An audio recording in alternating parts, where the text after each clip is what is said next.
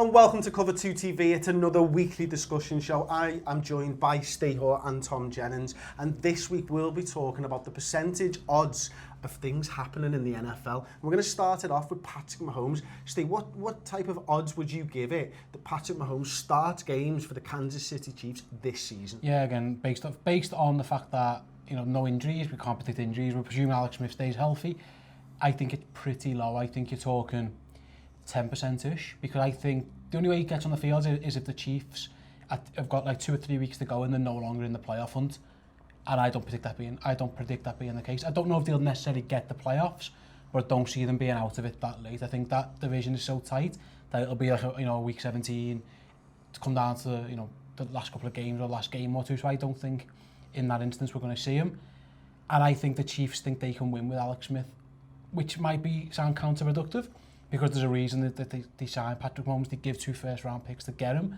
So they aren't enamoured by Alex Smith, but they've got enough around them where they can do something. And also, they've got a lot of veterans there who are desperate to win. They've got coaches who are desperate to win. And by putting a rookie quarterback in straight away, you're almost saying, we're giving this another year or two, lads. And everyone else is there going, again, what's the point here? So I think they'll stick with Alex Smith up until a point where, if they were mathematically out, and I don't see that being the case. Yeah, and Jenno, we know that the Chiefs haven't drafted a quarterback in the first round since 1983. Does this show you the strength of Andy Reid's position in the franchise, that he's able to have an established quarterback and still plan for the future? Yeah, I think that's what the best teams do. It's what the Patriots do, with Jimmy Garoppolo and then Jacoby Brissett. It's what the best teams do. And what I like to see, it's reminiscent of what happened at the Eagles. You had Donovan McNabb, who's been the starter for years. He got to a Super Bowl, and he took the chance on this coming off the suspension, Michael Vick. And he sat Michael Vick for a year, and then gave him the reins the next year and got rid of McNabb because he was getting old and finished and uninterested. So then you've got the same parallels where you've got Alex Smith, who's he's not going to quite get you over the hump from the sound of it. And then you've got next year to really blood Mahomes through, give him the whole offense, learn how to be a quarterback, and then you can give him the game. You don't have to throw him in as a rookie when he doesn't know what's going on. And we see him with like Jared Goff, that was way too early for him. So the Chiefs are in a strong position with how successful Andy Reid has been there so far, that they can sit him. Mm-hmm. Okay, and I think for me, I'd like to echo what you lads say really more than anything. But I'd also like to add that Patrick Mahomes, for me, can learn a lot from Alex Smith. There's a lot written and a lot said about Alex Smith and the fact that he's a game changer and all that. But Patrick Mahomes is that gunslinger that, Andy Reid's had with Donovan McNabb, like you mentioned, at the Eagles. But Mahomes will learn something when we stay from Alex Smith. Yeah, like I say, the issue I have with Alex Smith, and I think he's all right, I think he's middle of the range. He's somewhere between 16 and 20 odd in the league.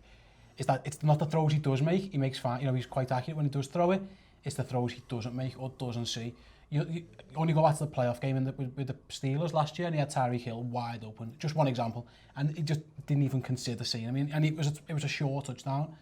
Patrick Mahomes will make that throw, and he will take chances, judging by what you've seen in college. His issue is more the other way, in that he was literally throwing 50-50 balls, when it was like, if they catch them sounded, they don't.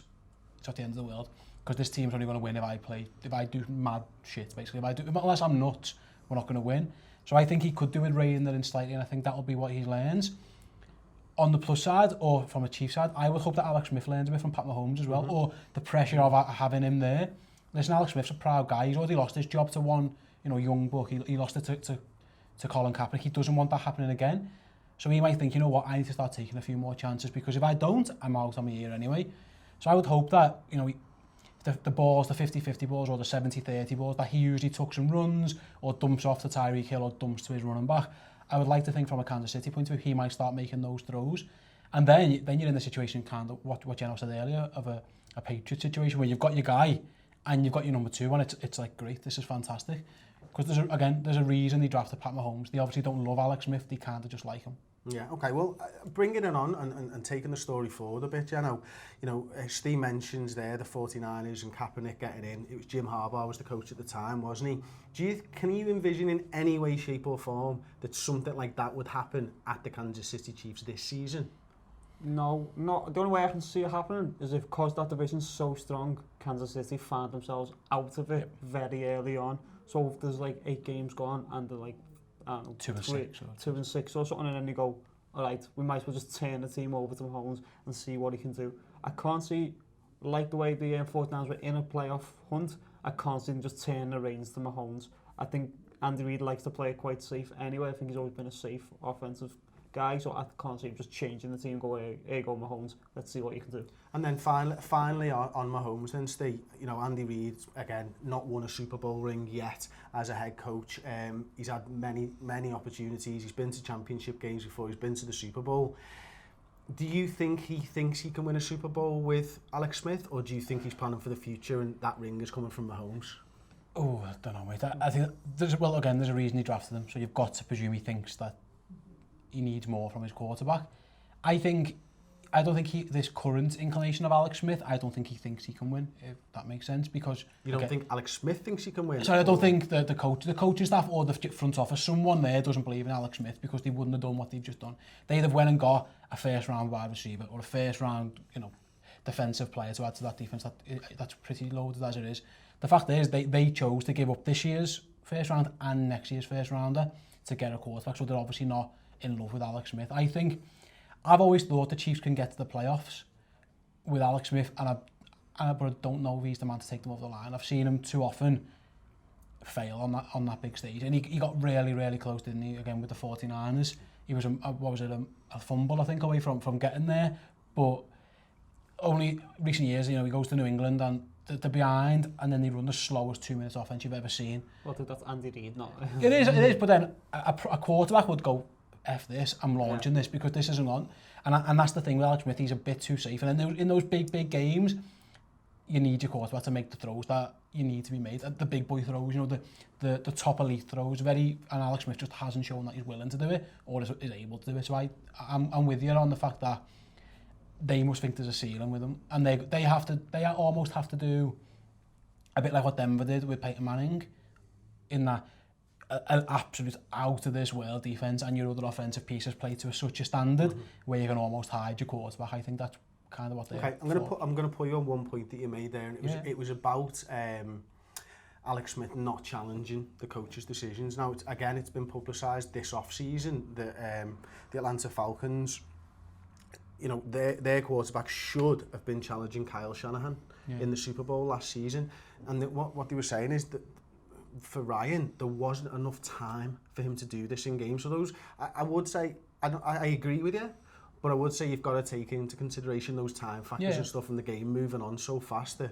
if Matt Ryan can't do it in the Super Bowl when everything's on the line, is Alex Smith going to be there as well? No, I do see your point. If I know that I'm trailing by 2 scores and it's taking me 6 minutes to get down the field, I know that, as a fan watching that, this is crazy. Jenno would have been laughing his socks off as a Patriots fan, because he's thinking, even if they score this, they've got to get onside kick down the field again in 30 seconds to score. It was absolutely bananas.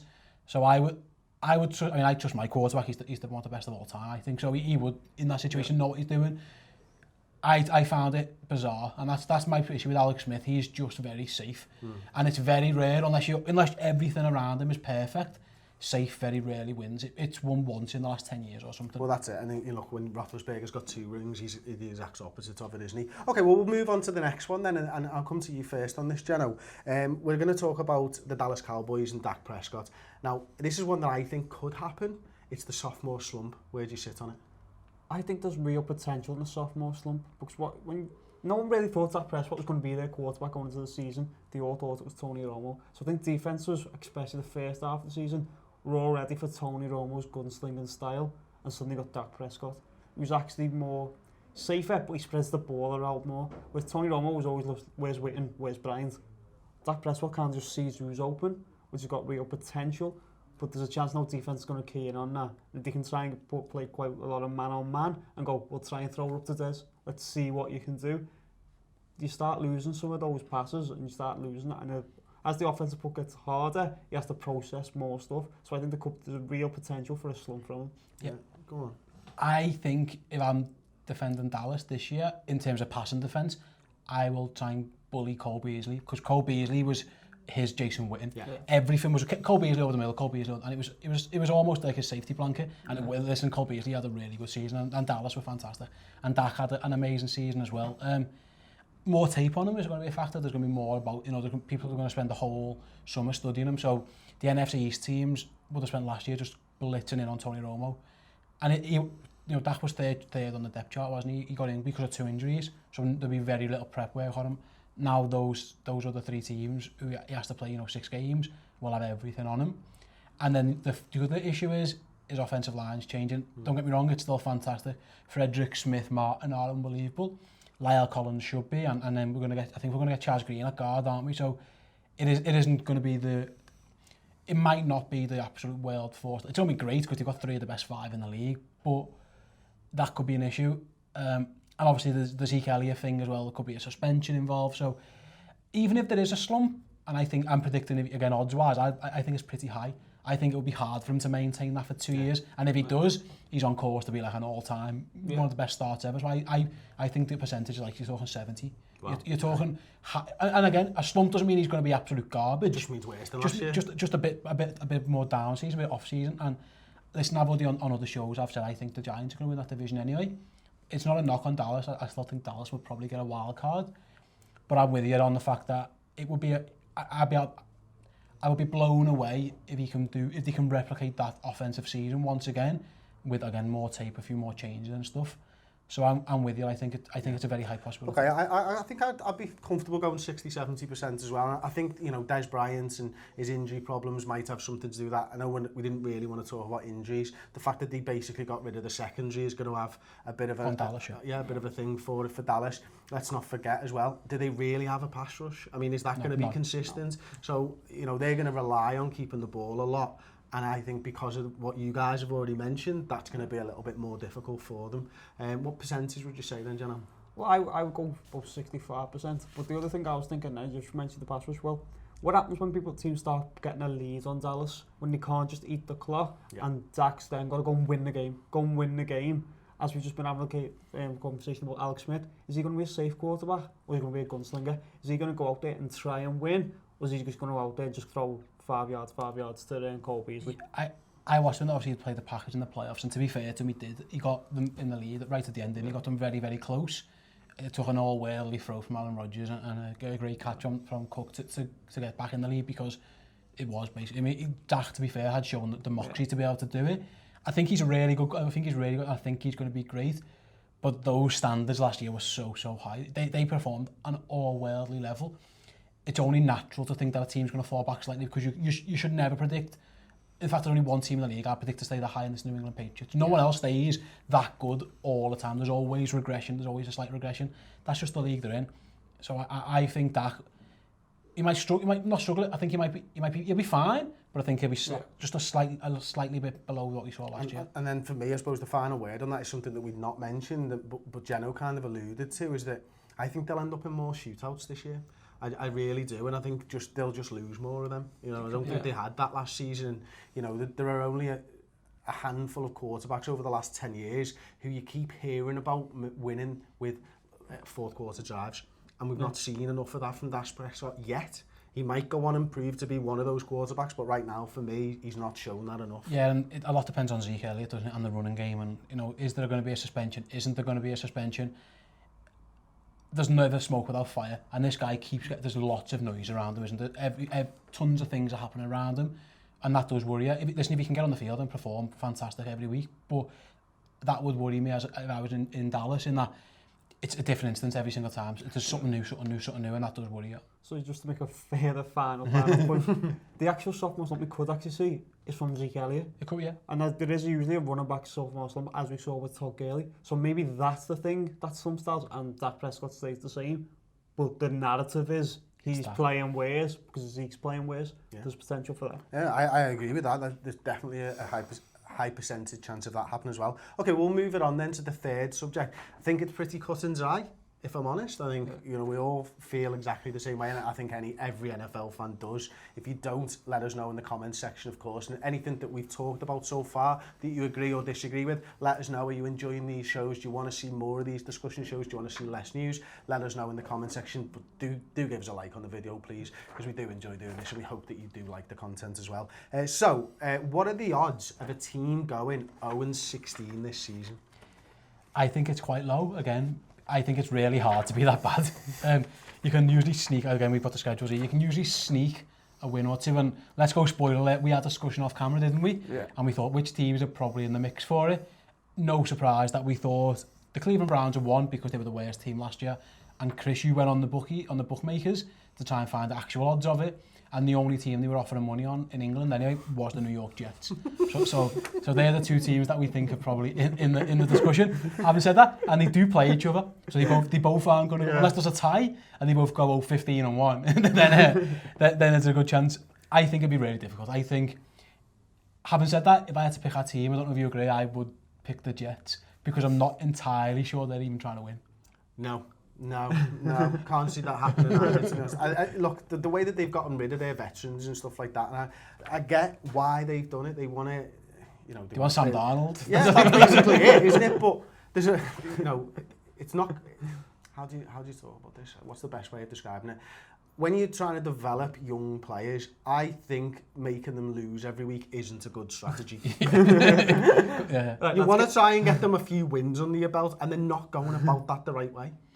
Yeah, they've made a lot of changes. Some of them they had to do, I agree with some of them, but then other ones are actual bizarre. And listen, I think they are not agreed this, or Jets fans might not agree.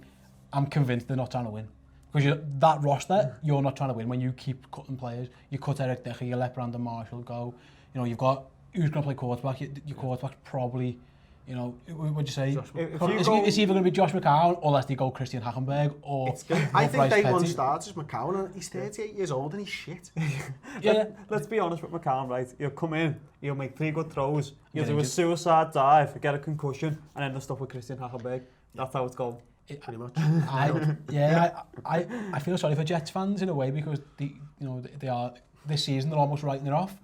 But listen, if I just very quickly said to you, Titans, Lions, Giants, Eagles, Bills, Raiders, Dolphins, Jags, Browns, Pats, Dolphins again, Falcons, Bills, Bucks, Panthers, Chiefs. That is ridiculous. Yeah. That is a tough schedule. And you're looking at the Jags and the Browns games, and maybe the Bills in division, where the and even in them games, they're probably the underdogs. Yeah. So it's really, I think they might go like 2-14 or 1-15. Losing 16 games is really, really hard. It's only been done once in a long time. Jenna, what do you think about how will it affect the franchise, and how will this decision that the management team have taken to essentially throw a season away, what does that do to the fan base in New York?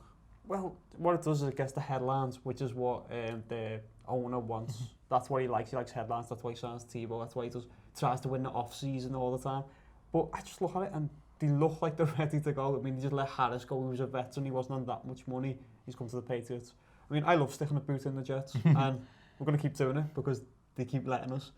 And I mean, you never know. Sam Darnold might look at it, go, I'm going to get drafted by the Jets, and go, oh, I'm staying in college another year, mate. I'm not coming. There's going to be someone at the top of that draft. There's going to be a good quarterback, or there's going to be free agents. There are, but again, you've got to rebuild around that quarterback. So even if you bring him into this roster, even if it is Sam Darnold, it's going to be hard unless you go out and complete changes. It will be hard. I like the draft. I think Joe Adams is going to be a star, for example. But I do think they are going to be the worst team in my division. The Browns are the other team on there. I think the Browns are improving, actually. I don't think they're anywhere near good enough to do anything substantial. But at least what they've done, they focused on the offensive line and gone, we'll get that right. Whoever's going to be quarterback for us, we need to not get killed. Because too many of our last year, I think 6 guys played quarterback. Wow. They were just getting smashed all over the field. It was that many. Yeah, one was a wide receiver, it's all private, and then ends back up there. It was absolutely crazy. We had the RG3. There's absolutely tons of them. We don't have to name them all, but they've gone and invested in that line. In free agency, Kevin Zeitler's a good pick and stuff. So I think the Browns you might see around 4 wins. It's a big improvement. It's a big, huge. I mean, it's not nothing to write home, but for them, it's a big improvement because. Okay, let's go odds then. On any of them? Yeah, Jets first. Oh, 5%. Yeah. Browns thing. I'd give you like 50. I think they'll win at least 2 games. Wait, no, this is odds on them going over 16. Oh, sorry. So like 1. It'd be very low for the Jets. I stick with 5. I think it's really low as well. I go 10% for the Jets, 5% for the Browns. I can see it happening, and it's just which one we're going to beat each other. On that, yeah. Week is it week 8? I think is it? Yeah. Oh, sorry, October the 8th. It's going to be A huge game. A huge game in the NFL. The toilet bowl rather than the Super Bowl. Yeah, they should just bring in relegation and a loser just gets relegated. Okay, I'm gonna go 15% on the Jets. You're quite bullish, I think they might. Well, no, not really. I mean, it's, You're more bullish than us. yeah, because they are crap at the end of the day, and they are actually aiming for it. Yeah. And I'm gonna go 1% on the Browns because I do think they'll win a game like they normally do. So there we go. Yeah. Okay, that's the third topic then, unless you wanted to add anything. Well, on yeah, that, I just want to gentlemen. add, do you know what I can see happening? I can see the Jets going 0-15 and like and then winning like the last two games. So 0-14 and win the last two games. The Browns finish on 1-15 and then they get the guy the Jets want. Amazing. Because that'll be total Jets It would football. be typical Jets one, yeah. Okay, well, we'll move it on then. And this is quite an interesting one, actually. I'll come to you first on this, Jenno. It's the odds of the Steelers not making the playoffs.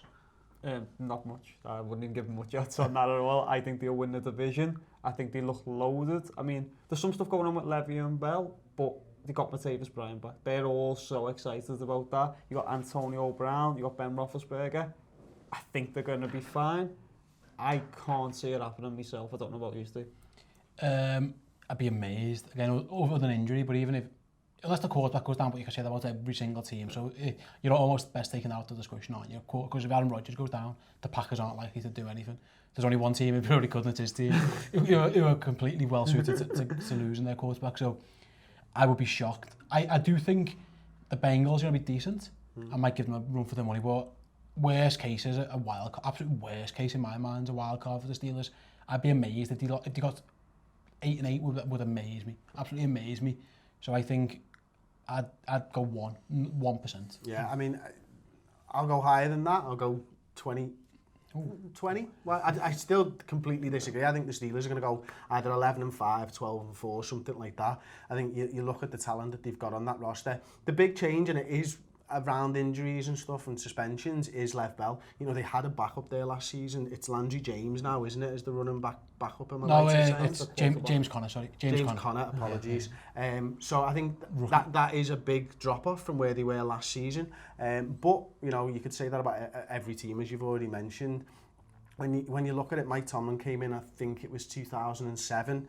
They've been there pretty much every single year, and I don't see anything changing. Well, see, the other thing is, though, I know we said we don't count injuries, but Ben Roethlisberger is known for getting injuries and then making sure everybody in the world knows he had an injury. Everyone, you tell his dog, you tell everyone. But you've also got the fact that he's talking about retirement as well. So maybe we can't completely discount an injury or retirement when he's talking about it. And then if they put the offense on Landry Jones, then they're not making the playoffs. Yeah, that is one thing. He is a very injury-prone player, isn't he, and stuff. I think they've got enough. I think if you look at their weapons, it's absolutely ridiculous. Brown, Bryant, Bell in itself is just unbelievable. Then you add the likes of Rodgers and Sammy Coates and stuff like that. There's plenty going on. They've got a really, really good offensive line for the first time. You know, it's only people only just start to talking about how good their line is, because for years Ben was just getting his head kicked in. And a lot of that was down to, you know, the fact that injuries were taking Pouncey out every single season as well, weren't they? For me, one of the best centres in the league when he plays well. But it hasn't been on the field enough over the last few years for the Steelers. But yeah, so I'd be interested to know what you guys think in the comments section. Do you think the Steelers will make the playoffs? What percentage would you give them to not make the playoffs? I suppose the flip side would be, if they don't, then you must really fancy the Bengals and the Ravens. The Ravens worry me. Offensively, I think they look terrible.